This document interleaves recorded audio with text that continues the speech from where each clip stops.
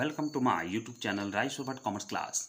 आज हम class 11th economics subject में स्टैटिस्टिक्स फॉर इकोनॉमिक्स पार्ट में चैप्टर फर्स्ट डिस्कस करेंगे, concept of economics and significance of statistics in economics.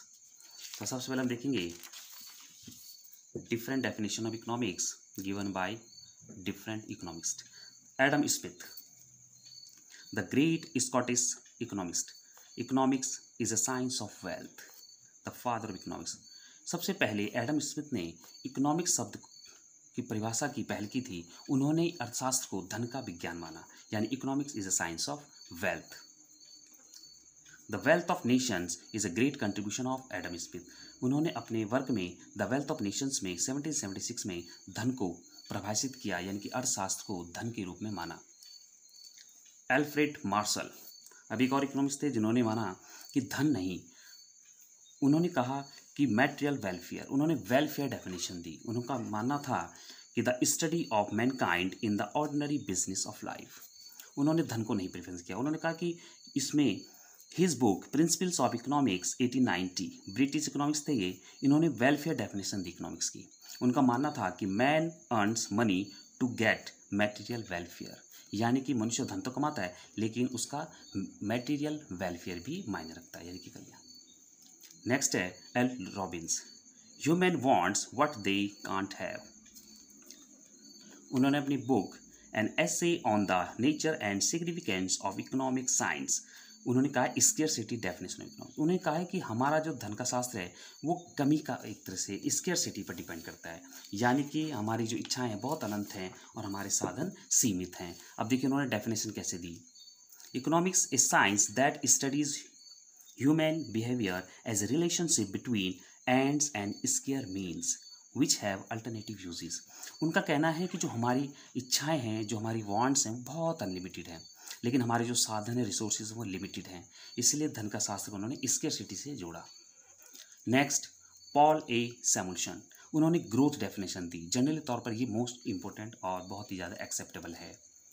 Economics उनके according है, economics is the study of how man and society choose with or without use of money to employ scarce productive sources which could have alternative uses।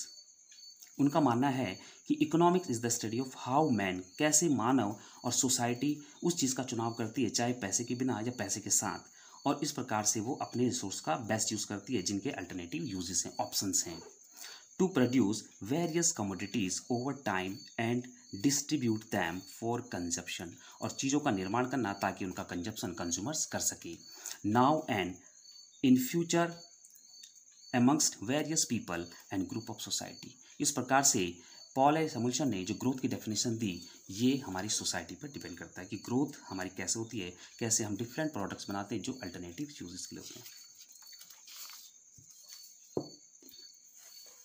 अब हम करेंगे activities यानी human activities. अगर हम देखें बच्चों तो दो प्रकार की एक्टिविटीज़ होती हैं। First economic activity, second non economic activity. Economic activity regarding to earn money, यानी कि पैसे कमाने से संबंधित, जो कि इकोनॉमिक एक्टिविटी कहलाएगी।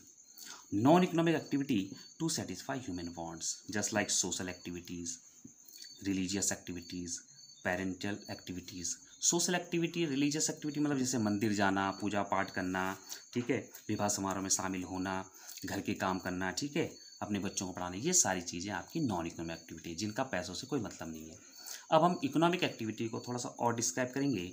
इकोनॉमिक एक्टिविटी में हमारी चार चीज़ें आएंगी। C consumption, P production, D distribution, S/I यानी सेविंग इन्वेस्टमेंट। कंजप्शन मीन्स ये इकोनॉमिक एक्टिविटी का फर्स्ट कंपोनेंट है, to consume goods and services. Production, to produce goods and services. Distribution, income distribution. Saving investment, not consuming part of income, जो income का part हम consume नहीं करते उसे save करेंगे या फिर इन्वेस्टमेंट करेंगे फ्यूचर के लिए। अब हम वन बाय वन करेंगे।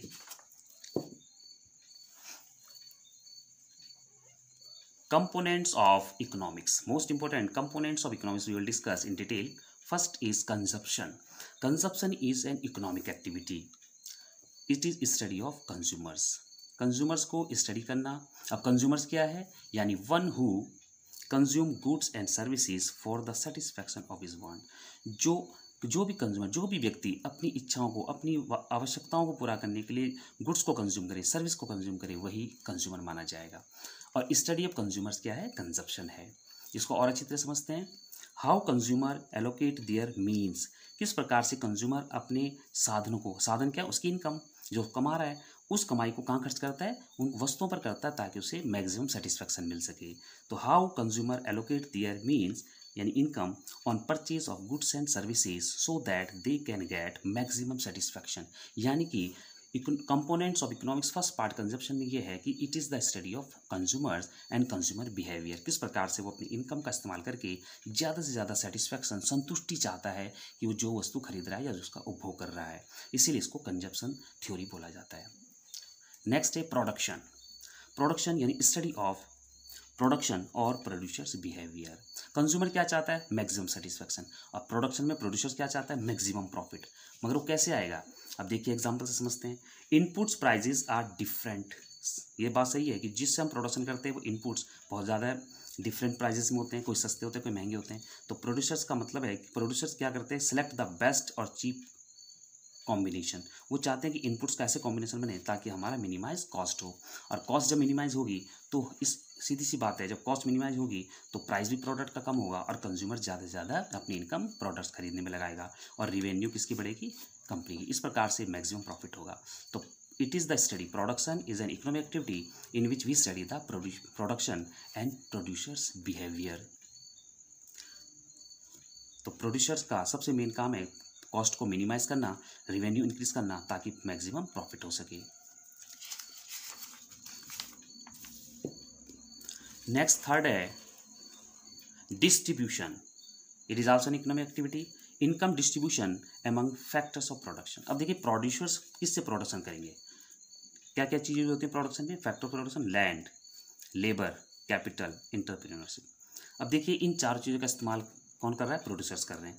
तो किस प्रकार से इनकम डिस्ट्रीब्यूशन का मतलब ये है कि जो फैक्टर ऑफ प्रोडक्शन है, जो हम यूज़ कर रहे हैं प्रोडक्शन में, तो लैंड जब यूज़ करेंगे तो उसके बदले में रेंट देना पड़ेगा जो इसके ओनर्स हैं।